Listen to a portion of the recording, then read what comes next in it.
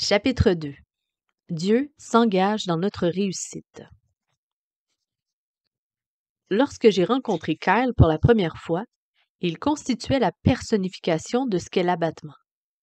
Il m'a donné une poignée de main molle et s'est effondré avec lassitude sur la chaise placée devant moi. Je me disais qu'il était peut-être malade jusqu'à ce qu'il me confie.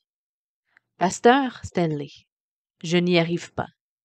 J'essaie de mener une vie chrétienne exemplaire dans le monde des affaires, mais je crois que les personnes honnêtes ne peuvent pas y réussir. Dès que je me retourne, tu vois une bonne personne se faire donner un coup de couteau dans le dos et dernièrement, c'est moi qui ai été la victime. Les gens qui se soucient le moins de Dieu semblent, à mes yeux, posséder tous les avantages, avoir toutes les possibilités d'avancement et obtenir toutes les promotions. Je ne vois pas le moindre signe que Dieu se préoccupe, ne serait-ce qu'un tant soit peu, de ma réussite ou de celle des autres chrétiens. Si vous vous sentez aujourd'hui comme Kyle se sentait au moment de notre entretien, laissez-moi vous rassurer, comme je l'ai rassuré alors, Dieu s'engage dans votre réussite. Dieu veut que vous connaissiez le succès et il est prêt à vous aider à réussir au-delà de vos rêves les plus fous. Comment puis-je le savoir? Je crois qu'il existe 3 preuves principales. Premièrement, dans sa parole, Dieu nous a communiqué tous les principes menant au véritable succès. Il a donné à tous accès aux connaissances nécessaires pour réussir. Deuxièmement, il a placé en chacun de nous le désir de réussir. Et troisièmement, Dieu a doté chacun de talents et de dons qui, lorsqu'ils sont exercés et développés, procurent le succès. La Bible, le manuel de la réussite. Dans ma vie, j'ai probablement lu 2 ou 3 douzaines de livres sur le succès. Certains auteurs ont inclus Dieu dans leurs réflexions et quelques-uns l'y ont mis au centre d'une vie réussie. Cependant, j'ai découvert que tous les principes sûrs que mentionnaient ces livres se trouvent dans la Bible, sans exception. Les principes inhérents au succès ne sont pas étrangers à la marche avec Dieu. Au contraire, ils en font intégralement partie. Le monde croit peut-être avoir découvert telle ou telle autre idée sur le succès, mais en réalité, Dieu est l'auteur de tout succès et depuis des milliers d'années. Sa parole révèle aux hommes les principes menant à la réussite. Le mot qui traduit le mieux succès n'est cité qu'à 7 reprises dans la Bible. 2 fois dans Josué et 1 fois dans chacun des livres suivants, en Genèse, en Néhémie, en Job, Ecclésias et Daniel. Aucun terme du Nouveau Testament n'est rendu par succès en français. Par conséquent, nous pourrions être tentés de conclure que le manque de référence directe au succès indique que Dieu ne s'intéresse pas au succès de son peuple. Pourtant, une telle conclusion serait erronée. En effet, au lieu du terme succès, la Bible emploie le mot prospère. Prospère dans tout ce que tu entreprends signifie réussis tout ce que tu entreprends. Être prospère, c'est avoir du succès. Chaque fois que vous lisez que Dieu fait prospérer son peuple, soyez assurés que Dieu aide son peuple à réussir en toutes choses. Bien-aimé, je souhaite que tu prospères à tout égard et sois en bonne santé, comme prospère l'état de ton âme. 3 Jean, chapitre 2. La prospérité en toutes choses.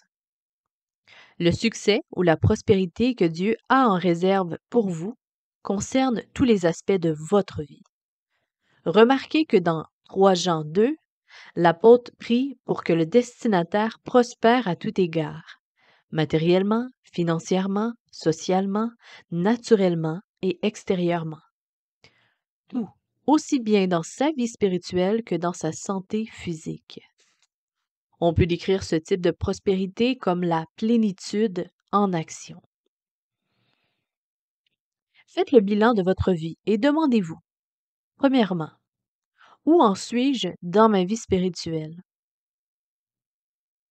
Deuxièmement, Où en sont mes finances? Troisièmement, où en suis-je dans ma vocation? Quatrièmement, où en suis-je dans mon service envers le Seigneur? Cinquièmement, où en est ma santé? Et dernièrement, le dernier, où en suis-je dans mes relations avec les autres, dont ma famille, mes amis, les collègues que je côtoie et les membres de l'Église que je fréquente? Prenez le temps de les écrire. Mettez-moi sur pause. Dieu désire que vous réussissiez dans tous les domaines de votre vie. Il veut que vous deveniez complet et que vous prospériez pleinement dans tout ce que vous vivez. De plus, notons que Jean a prié pour que le disciple du Seigneur prospère extérieurement comme son âme prospère. Combien d'entre nous voulons prospérer comme notre âme le fait? Honnêtement, la plupart des gens que je rencontre espèrent que le Seigneur fera prospérer leurs finances et leurs biens matériels beaucoup plus que leur âme ne prospère. Car si c'était le cas, ils vivraient dans la pauvreté. Pour le Seigneur, les prospérités intérieures et extérieures sont liées. Cette relation implique clairement que le Seigneur ne nous fera prospérer dans nos finances, à notre travail, dans nos relations et sur le plan matériel que proportionnellement à notre prospérité spirituelle. Songez à une personne qui veut prospérer financièrement, mais qui n'obéit pas à Dieu en ce qui concerne les dîmes ou les offrandes destinées à son œuvre, ou dans l'autre livre qu'on vient de lire auparavant, la libéralité. Le Seigneur s'engage-t-il à aider une personne à prospérer financièrement si celle-ci ne lui obéit pas dans la gestion de ses finances? Lorsque le Seigneur voit de l'indolence, de la négligence et de la paresse dans notre vie, il ne peut s'engager à faire prospérer de tels défauts de caractère.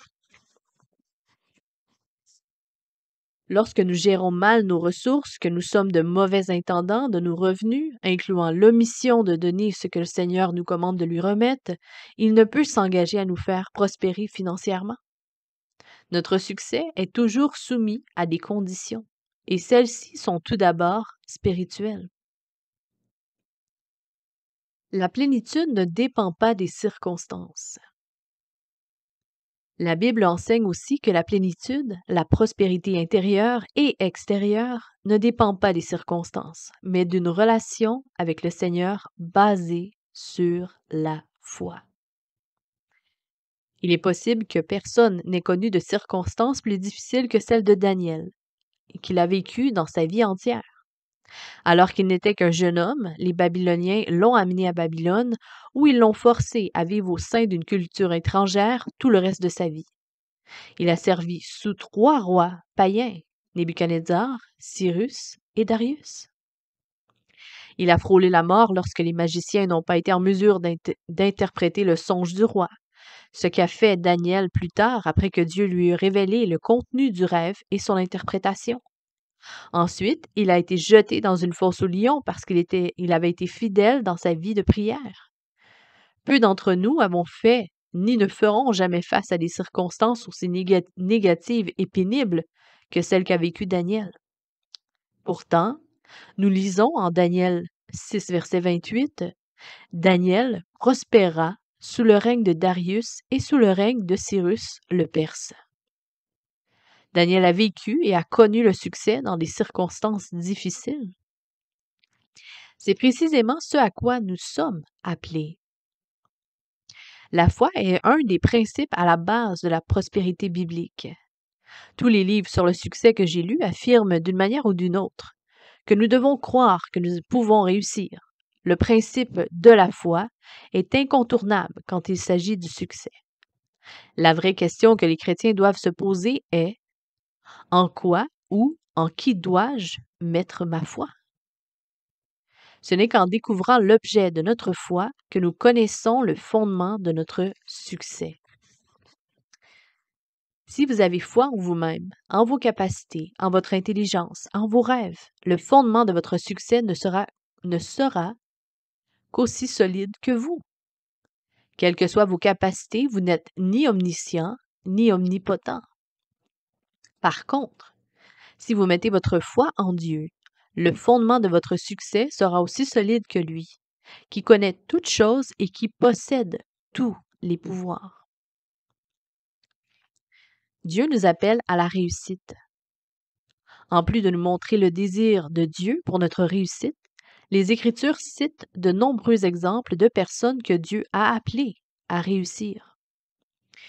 Dieu a appelé Josué au succès. Il allait lui-même réussir dans son rôle de dirigeant, et tous les Israélites sous sa direction étaient aussi appelés à réussir. Au premier chapitre du livre de Josué, nous lisons: Après la mort de Moïse, serviteur de l'Éternel, l'Éternel dit à Josué, fils de Nun, serviteur de Moïse: Moïse, mon serviteur, est mort. Maintenant, lève-toi, passe ce Jourdain, toi et tout le peuple, pour entrer dans le pays que je donne aux enfants d'Israël. Tout lieu que foulera la plante de votre pied, je vous le donne, comme je l'ai dit à Moïse. Vous aurez pour territoire depuis le désert et le Liban jusqu'au grand fleuve, le fleuve de l'Euphrate, tout le pays des Hétiens et jusqu'à la grande mer vers le soleil couchant. Nul ne tiendra devant toi tant que tu vivras. Je serai avec toi comme j'ai été avec Moïse. Je ne te délaisserai point et je ne t'abandonnerai point. Fortifie-toi et prends courage, car c'est toi qui mettras ce peuple en possession du pays que j'ai juré à leur père de leur donner. Fortifie-toi seulement et aie bon courage, en agissant fidèlement selon toute la loi que Moïse, mon serviteur, t'a prescrite. Ne t'en détourne ni à droite ni à gauche, afin de réussir dans tout ce que tu entreprendras. Que ce livre de la loi ne s'éloigne point de ta bouche. Médite-le jour et nuit pour agir fidèlement selon tout ce qui est écrit. Car c'est alors que tu auras du succès dans tes entreprises. C'est alors que tu réussiras. Ne t'ai-je pas donné cet ordre? Fortifie-toi et prends courage. Ne t'effraie point et ne t'épouvante point, car l'Éternel ton Dieu est avec toi dans tout ce que tu entreprendras. Josué 1, versets 1 à 9. Quelle merveilleuse déclaration! Dieu désirait que Josué et les Israélites réussissent. Quelle déclaration de l'engagement de Dieu à les aider à atteindre le succès. Au début du livre de Josué, Dieu lui dit qu'il lui confie l'immense responsabilité de mener une nation composée de plus de 2 millions de personnes au-delà du Jourdain, au pays que Dieu leur a promis.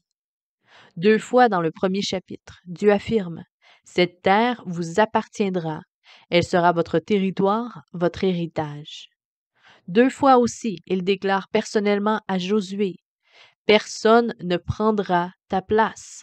Tu réussiras la tâche à laquelle je t'ai appelé. » La question n'est pas de savoir si Dieu vous a promis le succès, pour autant que vous soyez fidèle dans l'observance des principes divins menant au succès.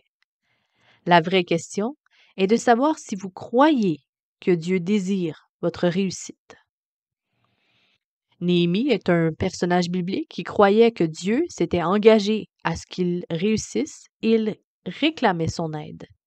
Serviteur du roi, Néhémie apprit un jour que les murs et les portes de Jérusalem étaient en ruine. Attristé, il jeûna et pria. Peu de temps après, Néhémie se présenta devant le roi pour vaquer à son service. Le monarque, ayant vu le chagrin sur son visage, il lui demanda quelle était la cause de sa tristesse. Dès que Néhémie lui eut parlé de la situation qui régnait dans sa patrie, le roi lui offrit tout ce dont il avait besoin pour se rendre à Jérusalem et effectuer les réparations nécessaires, dont une escorte chargée de s'assurer qu'il se rende à la ville sainte et qu'il en revienne sain et sauf. Arrivé sur les lieux, Néhémie dut faire face à des adversaires qui désiraient le voir échouer dans sa tâche. Nous ne devrions jamais être surpris de l'opposition, car ceux qui accomplissent la volonté de Dieu subissent toujours de l'opposition de la part du diable et de ceux qu'il arrive à influencer. Qu'est-ce que Néhémie a répondu à ses opposants? Lisez. Et je leur racontai comment la bonne main de mon Dieu avait été sur moi, et quelles paroles le roi m'avait adressées. Ils dirent: Levons-nous et bâtissons. et ils se fortifièrent dans cette bonne résolution. Sanballat, le Horonite, Tobija, le serviteur ammonite, et Geshem, l'arabe, en ayant été informés, se moquèrent de nous et nous méprisèrent. Ils dirent: Que faites-vous là? Vous révoltez-vous contre le roi? Et je leur fis cette réponse: Le Dieu des cieux nous donnera le succès. Nous, ses serviteurs, nous nous lèverons et nous bâtirons. Mais vous, vous n'avez ni part, ni droit, ni souvenir dans Jérusalem. Néhémie 2, versets 18 à 20. Le Dieu des cieux nous rendra prospères. Actuellement, quelle est votre attitude par rapport au succès? Croyez-vous vraiment que Dieu est avec vous et qu'il s'engage à ce que vous réussissiez? Le succès, un processus. Trop souvent, nous considérons que nous sommes différents des personnages bibliques, pardon. Or, en fait, nous sommes comme eux. Leur réaction face à la vie, leur lutte, leur réussite et leurs échecs, leur personnalité et leurs désirs étaient semblables aux nôtres. Le cœur de l'homme n'a pas changé. La technologie a évolué au cours des siècles et nous habitons des lieux différents, mais le cœur humain est demeuré le même. Les acteurs des récits bibliques ont ressenti les mêmes émotions que vous et ont eu les mêmes pensées que vous. Les apôtres de Jésus ont-ils eu des journées banales ou monotones? Bien sûr que oui. Les jours de Moïse ont-ils toujours été glorieux? Non. Est-ce que les héros et les héroïnes de la Bible ont toujours connu des moments intenses? Certainement pas. Dans notre vie, comme ce fut le cas de leur part, la plupart des jours sont simplement ponctués d'obéissance, de persévérance, d'endurance et de lutte. Rares sont les jours qui nous apportent un succès retentissant ou un échec dévastateur. En conclusion, atteindre le succès ne signifie pas vivre au sommet d'une montagne, un large sourire au visage, ni accrocher une décoration sur le revers de votre veston à chaque instant de votre vie. Vous vivrez des moments forts, fréquents à certaines périodes et rares à d'autres. Le succès ne repose pas sur les émotions qui vous envahissent lorsque vous recevez une récompense, lorsque vous êtes reconnu ou que l'approbation des autres vous submerge. Le succès réside dans la façon dont vous vivez, dans les bons comme dans les mauvais jours. On le trouve en poursuivant ce que Dieu nous appelle à être et à accomplir. Le succès n'est pas l'aboutissement d'un processus. C'est plutôt la façon dont nous entreprenons le long processus qu'on appelle la vie. La parole de Dieu est notre guide pour ce périple.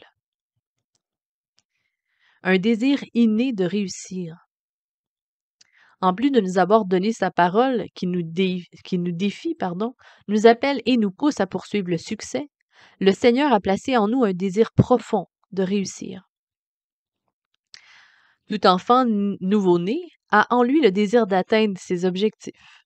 Songez à un bébé au berceau à qui l'on donne une sucette lorsqu'il se met à pleurer. Il la sucera peut-être quelques minutes, mais quelques instants plus tard, il jouera avec elle. Et, peu de temps après, il la retirera de sa bouche et la sucette roulera hors de sa portée. Le bébé se tortillera un peu et lèvera le bras dans l'espoir de l'attraper. Mais que fera-t-il si ses efforts restent vains? Il se mettra à crier et à pleurer de nouveau. Même au berceau, l'être humain veut atteindre un but, même s'il s'agit simplement d'attraper une sucette. L'enfant utilise toutes ses facultés pour combler ses besoins. Tout nouveau-né en santé désire réussir. Il désire avoir tout ce qu'il lui faut pour être satisfait, rempli et contenté. Il veut communiquer, s'exprimer, entrer en relation avec les autres et se déplacer. Entre parenthèses, filer, ramper, marcher. Dieu vous a doté d'un désir de réussir pour vous pousser à agir, pour vous motiver à découvrir vos dons et vos talents et vous inciter à les utiliser. Vous avez en vous une pulsion qui vous oriente à satisfaire vos besoins de façon plaisante. Certaines personnes se mettent dans la tête que c'est aux autres de prendre soin d'elles ou de dépendre de la charité d'autrui est un mode de vie. Dieu ne vous a pas conçu pour que pour que nous dépendions des autres. C'est un choix que certaines personnes font, consciemment ou non. D'autres choisissent la défaite, l'échec, la paresse, l'insouciance et blâment constamment les autres pour leur propre échec, jusqu'à un certain point, et ces gens ont choisi de manipuler les autres, de leur infliger un sentiment de culpabilité et de les utiliser pour arriver à leur propre fin. Et ils désirent tout autant que les autres ils désirent tout autant que les autres d'avoir une bonne vie. Ils ont tout simplement choisi des moyens étrangers aux voies de Dieu pour l'obtenir. Entre parenthèses, user de manipulation, imputer la culpabilité aux autres et se servir des autres à des fins égoïstes ne font pas partie du plan de Dieu. Ce sont des méthodes de l'ennemi, elles ne sont pas justes aux yeux de Dieu. La pulsion que Dieu a placée en nous est neutre. Elle peut soit être dirigée par la convoitise de la chair, la convoitise des yeux ou l'orgueil de la vie, soit servir à chercher les choses de Dieu et le succès que Dieu a prévu pour nous. Quoi qu'il en soit, vous avez en vous le désir de rechercher le succès, la satisfaction et la plénitude. C'est un cadeau de Dieu dont il veut que vous usiez avec sagesse. Dieu vous a équipé pour la réussite. Outre ses promesses et le désir de réussir que Dieu a déposé en vous, il vous a doté d'au moins une habileté, un talent naturel, ainsi que d'au moins un don spirituel, aussi appelé don motivationnel ou pour le service. Ces dons ne font pas partie intégrante de votre personnalité pour rien. Ils sont là pour que vous les utilisiez au meilleur de vos possibilités et que vous produisiez un travail de qualité qui vous vaudra des récompenses temporelles et éternelles. Examinons le processus par lequel vous exercez vos dons. La première étape consiste à découvrir vos dons uniques. Si vous ne savez pas de quel don Dieu vous a doté, observez votre vie et vos habiletés. Il pourrait vous être bénéfique de passer des tests qui mettront en évidence vos dons spirituels et vos aptitudes. Découvrez les habiletés que Dieu a mis en vous. La deuxième étape vise à développer vos dons. Lorsque les dons apparaissent, ils ne sont pas à leur plein épanouissement et au sommet de la perfection. Vous devez parfaire vos talents, vos habiletés et vos dons spirituels par la mise en pratique, l'exercice et la répétition. Plus vous exercez vos dons, que ce soit jouer du piano ou exhorter vos frères, plus vous y excellerez. La troisième étape consiste à soumettre vos dons au Saint-Esprit. Au moment où vous avez reçu Jésus-Christ comme votre sauveur personnel, Dieu vous a accordé la présence du Saint-Esprit dans votre vie. Une des fonctions de l'Esprit est de permettre par sa puissance que l'œuvre ou le travail que vous réalisez dans le nom de Jésus et à sa gloire porte des fruits éternels. Le Saint-Esprit vous rend capable de réussir. Par ses diverses fonctions, le Saint-Esprit vous aide de multiples façons à connaître le succès lorsque vous mettez vos dons en pratique. Entre autres moyens, il vous donne plus de discernement pour distinguer ce qui est bien de ce qui ne l'est pas, et pour faire un choix éclairé parmi toutes les bonnes possibilités qui s'offrent à vous. Lorsque vous devez prendre une décision concernant le moment, le lieu ou la manière d'utiliser vos talents et vos dons spirituels, demandez au Seigneur de vous accompagner dans tous vos processus de décision.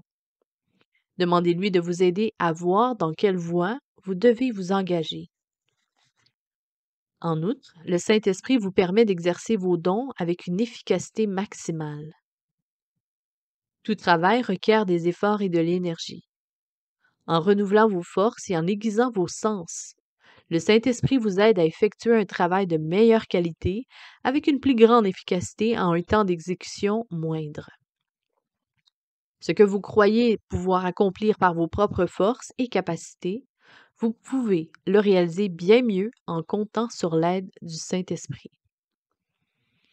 Le Saint-Esprit contribue à votre succès d'une troisième façon. Il vous apporte du réconfort et vous assure que toute chose concourt à votre bien selon la perspective de Dieu. Romains 8, verset 28. Trop de gens perdent un temps précieux et de l'énergie à s'inquiéter, se demandant si leur travail est suffisant et assez bon ou encore s'ils exercent judicieusement leur talent et leurs dons spirituels. Ils remettent constamment en question ce qu'ils ont fait et ce qu'ils sont sur le point de faire. Le Saint-Esprit vous assure que chaque fois que vous utilisez vos talents ou vos dons spirituels par amour pour Dieu et les autres, il façonne, met au point et transforme vos efforts en un travail efficace, bénéfique et utile.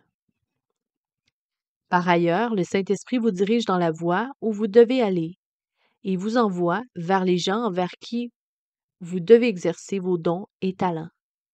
Certains racontent que l'Esprit les convainc de la direction à prendre, des paroles à dire, des actions à poser.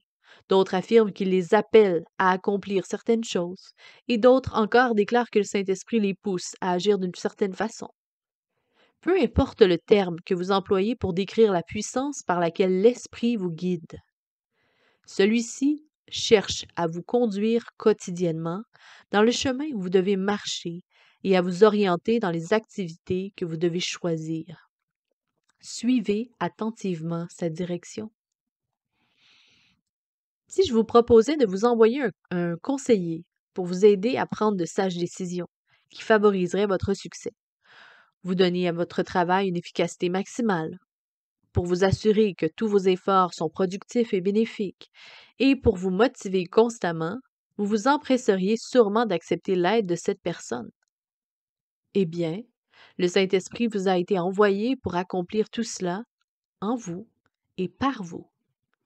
Lorsque vous demandez au Seigneur de vous aider à utiliser judicieusement vos dons spirituels et vos talents, il vous rend efficace et vous donne du succès.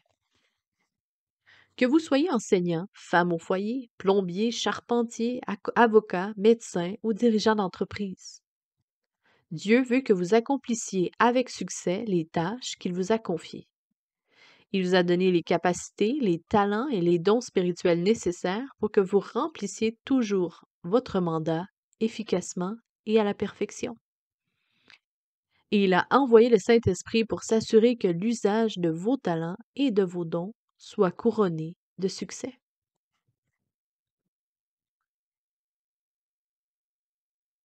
Ne méprisez jamais ce que Dieu vous a donné. Trop de chrétiens n'obtiennent pas pleinement le succès que Dieu a prévu pour eux parce qu'ils méprisent les dons que Dieu leur a octroyés. Ne vous sous-estimez jamais, ni ne dédaignez vos habiletés.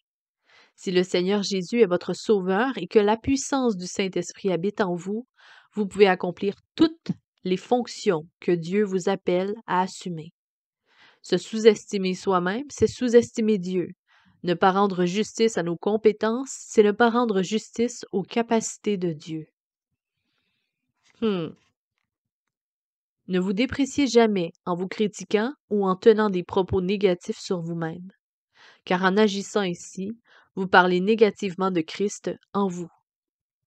Ne vous disqualifiez jamais, car tant et aussi longtemps que vous vivez et que le Seigneur réside en vous, vous êtes toujours dans la course. Ne prenez jamais vos origines, la couleur de votre peau, votre manque d'éducation ou votre arrière-plan comme prétexte. Car Dieu connaît toutes ces choses, c'est lui qui vous a fait naître au sein de cette ethnie, de cette culture. Ce que vous ignorez, Dieu le sait. Ce qui vous manque, Dieu le possède. Amen. Ne vous servez jamais de votre âge comme excuse pour abandonner la poursuite de la réussite. Avec Dieu, il n'y a pas de retraite. Vous pouvez changer de vocation à 65, 70 ou 75 ans. Mais vous devez toujours prendre soin des autres, établir les objectifs que Dieu vous conduit à fixer et effectuer le travail qu'il vous appelle à accomplir. Vous porterez du fruit dans votre vieillesse. Psaume 92, verset 15. Ne prenez jamais les circonstances comme raison pour ne pas réaliser les objectifs de Dieu pour votre vie. Savez-vous que la majorité des gens qui ont accompli quelque chose qui en valait vraiment la peine ont vécu dans des circonstances difficiles? La lutte, les efforts, la pression et la persévérance dans des situations difficiles produisent les qualités nécessaires à la réussite. Dieu connaît parfaitement les circonstances dans lesquelles vous vous trouvez et il vous donnera la capacité de les surmonter.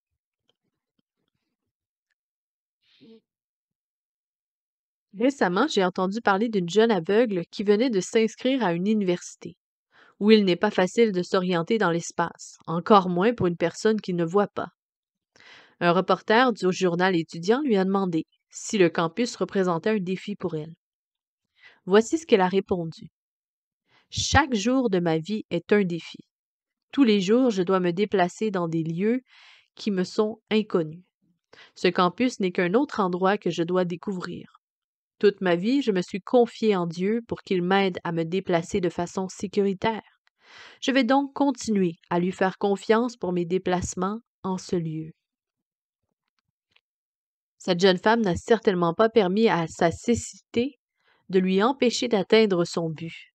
Son courage, qui a grandi avec les années, un jour à la fois, lui permet aujourd'hui de relever le défi qui se présente à elle.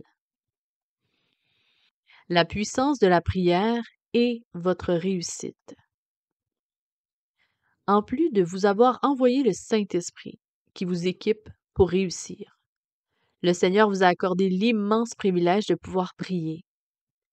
Vous avez le privilège de venir devant Dieu chaque matin et de lui dire « Seigneur, j'ai besoin de ta direction aujourd'hui.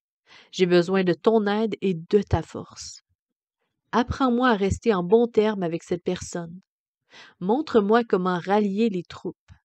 Enseigne-moi à être motivé à l'égard de ma famille et de mon travail dans un juste équilibre selon tes désirs. » Amen. Très belle prière. Le Seigneur se plaît à écouter vos demandes d'aide de sa part. Il est ravi d'entendre vos prières de foi et il les utilise pour déplacer les obstacles sur votre chemin.